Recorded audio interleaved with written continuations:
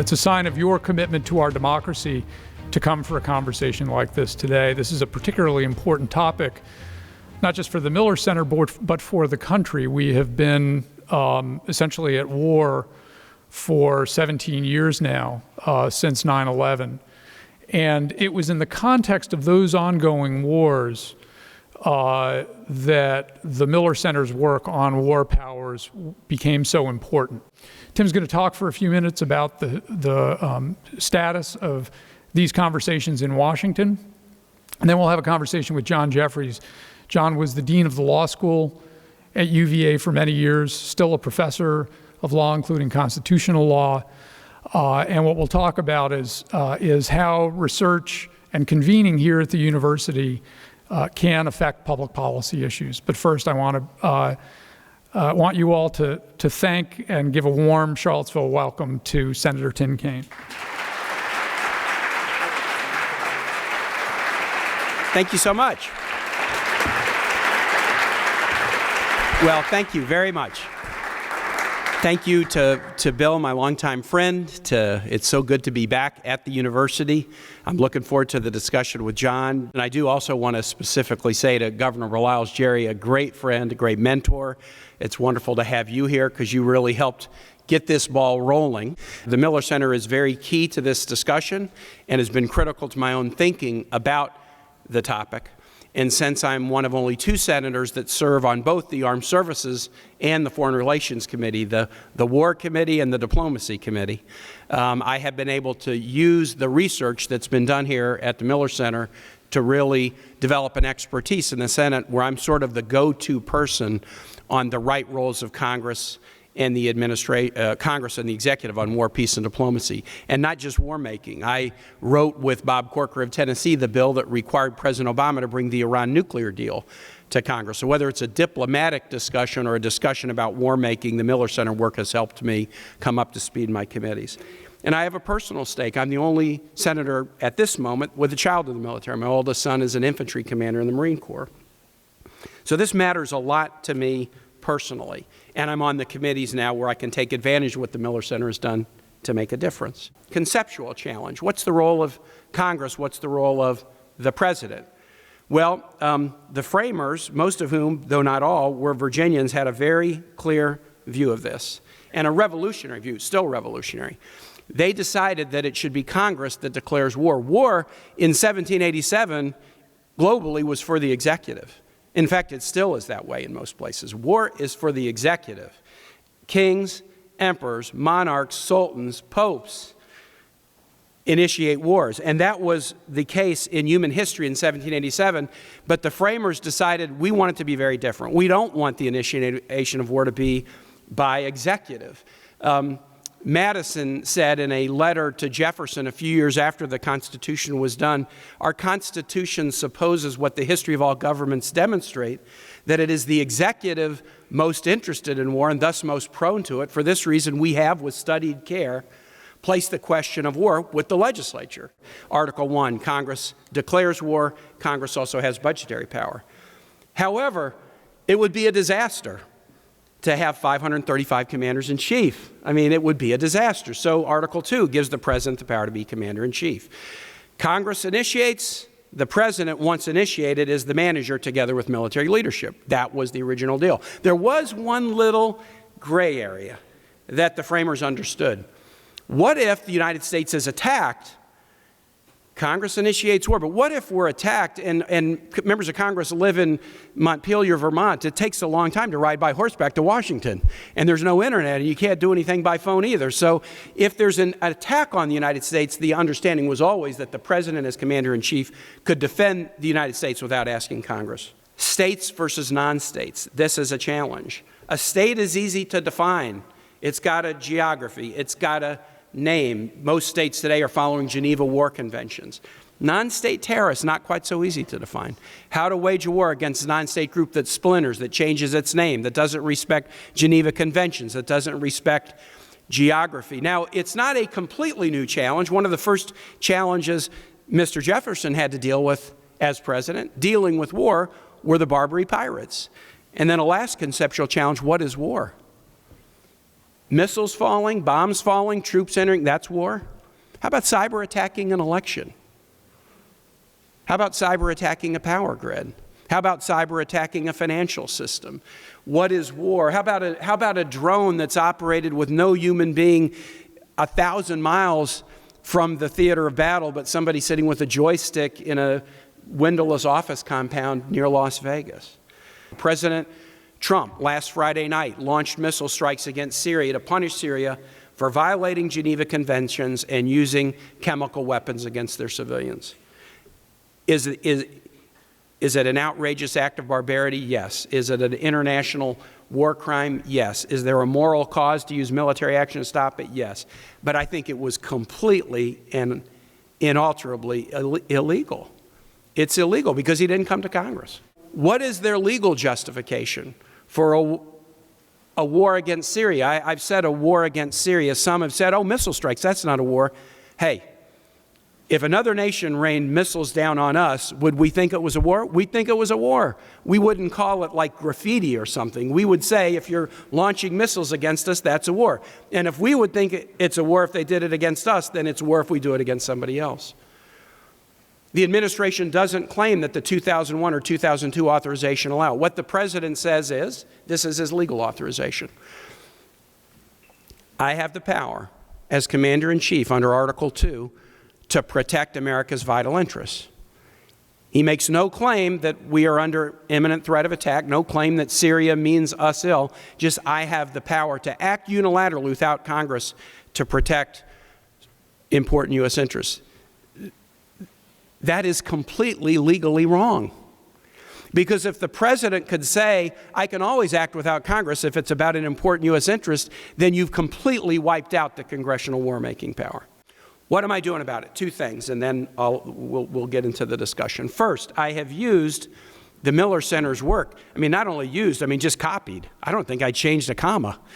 The Miller Center did a study about what we should do to improve the War Powers Resolution. As Gene mentioned, it passed in 1973, right when the Miller Center was starting. President Nixon vetoed it. It was overridden by Congress at the time during the Vietnam War. Every president and every Congress has followed half of the War Powers Resolution. The half that you'll follow is if we started a military action, we'll give Congress notice. But the War Powers Resolution says, if after 60 days Congress hasn't affirmatively approved it, you have to stop. Presidents give notice, they never stop. And Congress never demands that they stop. And most scholars say that the War Powers Resolution of 1973 has got some constitutional infirmities to it. So what the Miller Center did was come up with a new statute called the War Powers Consultation Act, a draft act. Senator John McCain and I in 2014 essentially introduced it verbatim. And we are trying to make the case to our colleagues that the War Powers Resolution is fatally infirm and that we need to now do something better. A word about a better process. There is nothing you can do with an improved process that will make a decision to go to war easy. But if you have no agreement about what the process is, you take an already very difficult discussion and decision and you make it much tougher. That's the first thing I'm doing with Senator McCain, trying to interest my colleagues in rewriting the 73 Act. But the second thing I'm doing is what I'm doing this week. I'm trying to update the open-ended authorization that was passed right after 9/11, September 14, 2001. It was passed. Again, didn't really clearly describe the who, no limitations on when or where. So I'm working with Senator Corker of Tennessee, who has this interesting connection to the Miller Center, knows of the Miller Center's work, certainly. And we've introduced an authorization that's trying to thread an awful lot of needles. This is a tough one. It's trying to be bipartisan. A war declaration should be bipartisan. Second, the goal is to end the blank check of the 2001 authorization and to put meaningful limitations on the who, the when, and the where. But meaningful limitations that Congress would see are meaningful, but two Republican houses and a Republican president wouldn't immediately say no to or veto. So this is a narrow threading of the needle as well. What are meaningful limitations that I can get through two Republican houses and get a Republican president to sign? Why does it matter so much? It's in the Constitution. That's important. But it's not that it's in the Constitution. It's in what's the value that caused it to be placed in the Constitution. And there are two. One is, we don't have a king. We don't have a king. Madison was right that the tendency of executive is to maybe overreach, even on matters of war. John Jay was right. They thought that giving Congress the power to declare would be a check against that. They were naive about Congress. They understood executives, that they overreach. They didn't understand that legislators like to abdicate. On tough decisions, if a legislator can hand it off to somebody else, that's what a legislator will do.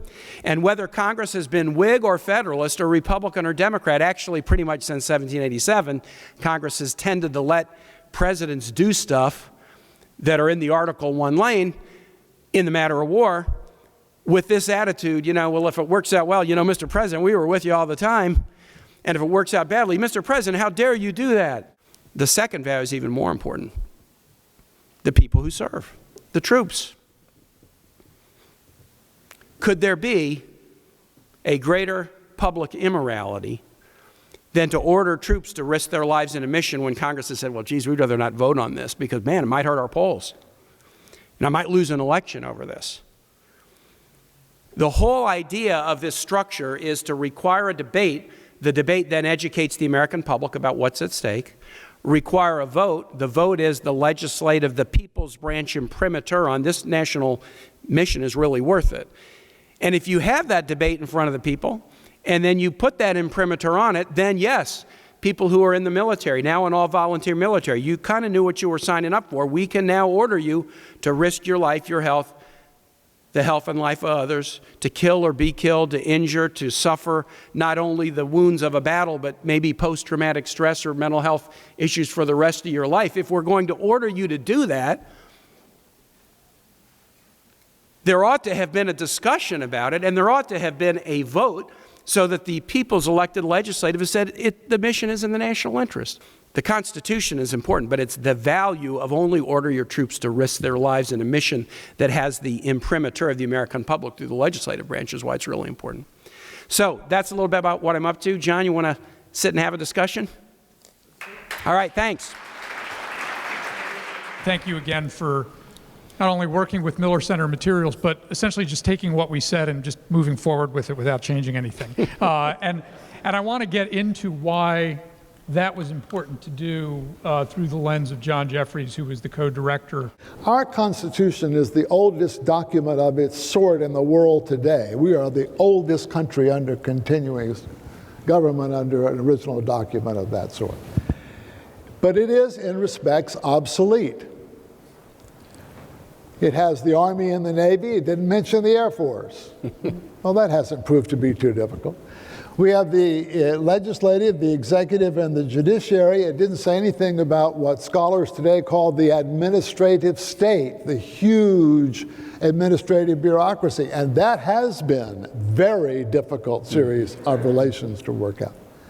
And we have the power that Senator Kaine has, in my judgment, entirely correctly said, was consciously, advertently, thoughtfully committed to the legislature the power to declare war. And the last time that happened was in the Second War, before the lives of almost everyone in this room. My question to you is, how do you keep your optimism up? It's hard, and that's a very good question. Nothing has surprised me more as a 60-year-old who shouldn't be naive in the Senate than Congress not wanting to get their fingerprints on war decisions. Because when I came into the Senate in 2013, if President Obama did an executive order that was clearly within his purview, members of Congress would go nuts, members of Congress would file lawsuits, they would, raise hell about the president.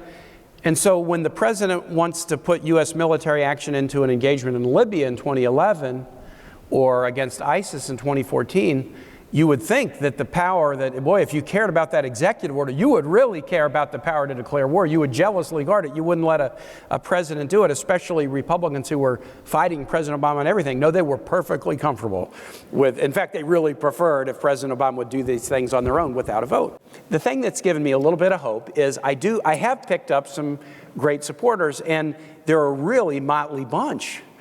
I mean, I'm just like, me and Rand Paul, we're just not on the same page all the time, or Mike Lee, or Barbara Lee and Mike Lee, if you know Congress, are not on the same page ever, but they're sort of on the same page on this. And so there's been kind of a growing realization by both parties in both houses. Our core group is growing of we have to do something, at least on the 2001 authorization, and rein it in. I know I've hit a sweet spot when the White House doesn't like it and the left doesn't like it. So there's groups that say, this authorization you're doing with Corker, it institutionalizes war.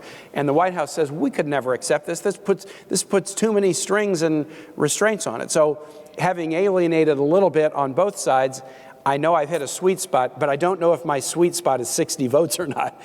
So, Tim, I'm going to ask one last, Senator Kaine, sorry. I'm going to ask Tim. one last question as before we pull this to a close. We are about to embark on our third century as a university. As you know, we're coming up on the 200th anniversary of the state legislature granting us the charter as the university. And we here are about to embark on a big set of undertakings around democracy. What do you see as the big questions about our democracy that a university can help find answers for, particularly this university? I certainly think of, in the domestic sphere, we need our universities and UVA to help us deal with like wealth and income inequality, which is getting worse and worse and worse, and is such a political destabilizer and a civic destabilizer and a polarizer. Everybody's got to see a ladder that they can climb. Help us think about these strategies that will enable people to see a ladder that they can climb. That's really important. And then UVA does good work in the international sphere. We have to promote democracy as a model. What better place to do it than a university started by Mr. Jefferson? In the aftermath of World War II, we were sure democracy, it's a great model, we're on the march, democracies are on the march, and yeah, the quantity, the number of democracies around the world has grown, that's true. But democracies are having major problems. Populist movements, anti-immigrant, anti-Semitism, Brexit, the Eurozone challenges. Our democracies are really suffering. We've tended to focus our energies and attention on like failed states, fragile states, violent states, but hey, democracies really need a marketing campaign, a sharing of best practices, a effort to really promote the model. That would be something that UVA and universities could help us with. Well, Senator Kaine, I want to thank you on behalf of the Miller Center staff and faculty, our governing council, and thank you, John, for your service on this project and your service to the university. And before closing, unless you wanted to did you want to get something in? I do want to thank Governor Beliles for coming back and joining us. And finally, I want to thank Gene Fife, our governing council chair, for whom this is his last meeting as chair. Alice Handy will be taking over at the end of the fiscal year. But Gene, you've been a model to all of us in our institution. We're a huge leader on the formation and creation and initiation of the War Powers Project, but more than that, a friend to the Miller Center, to the university, and to me. So with that, thank you all, and I want everybody to give Gene a big round of applause in particular.